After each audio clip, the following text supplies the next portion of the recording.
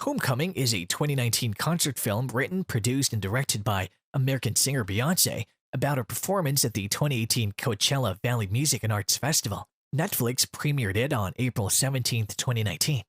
Quotes from notable Black creatives and intellectuals appear at various points throughout Homecoming, the Netflix documentary chronicling Beyoncé's monumental performance at the 2018 Coachella Music Festival, serving as interstitial title cards between footage of the concert and its tireless gestation.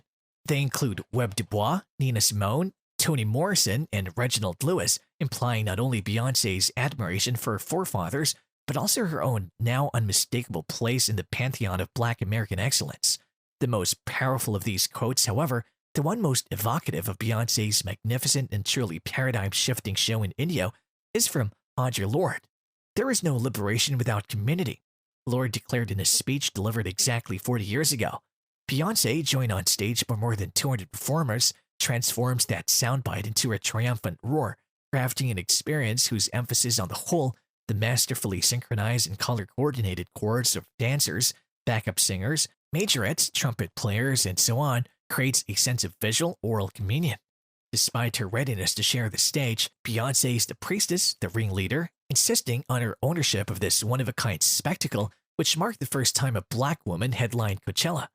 Beyoncé, the writer, director, and executive producer of Homecoming, which runs 137 minutes and was released in concert with a 40-song live album, has a way of reminding us of her unique ability to hold a crown in the palm of her hand, to defy cultural diffusion, and to force us to stand at attention.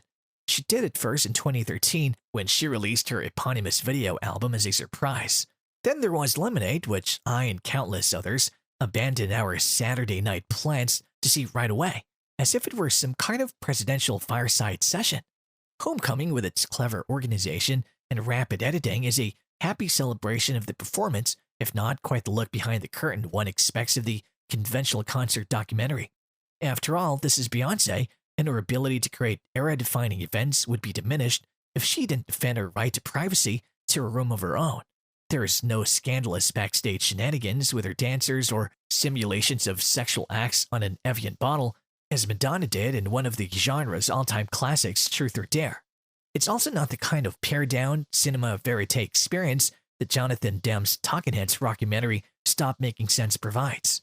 Homecoming is directed and performed with exactness, but it's also freewheeling, with its heroine preferring spliced and imaginative remixes of her classics, the sum of which makes the film feel more like a peak than a pilgrimage. Beyoncé primarily communicates through voiceover, maintaining a phantom presence even in rare times of vulnerability, such as confessions about her difficult twin pregnancy or her long-standing desire of attending an HBCU like her father.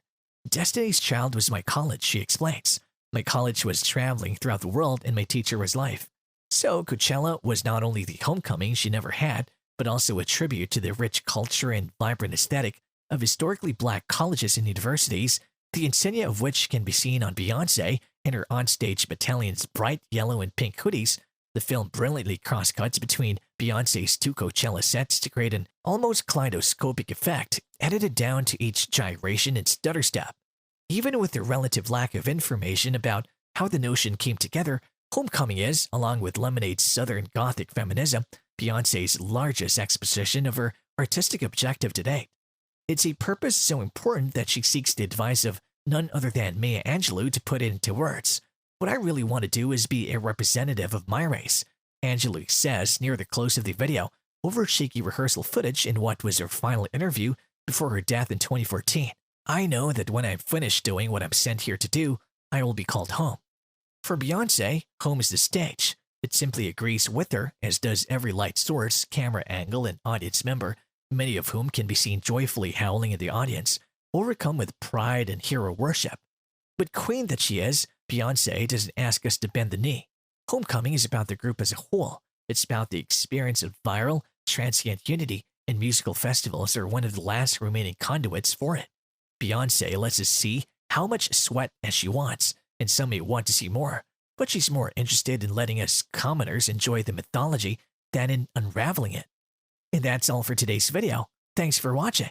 If you enjoyed this video, then do like, share, and subscribe to our channel for more such exciting content. See you in the next one.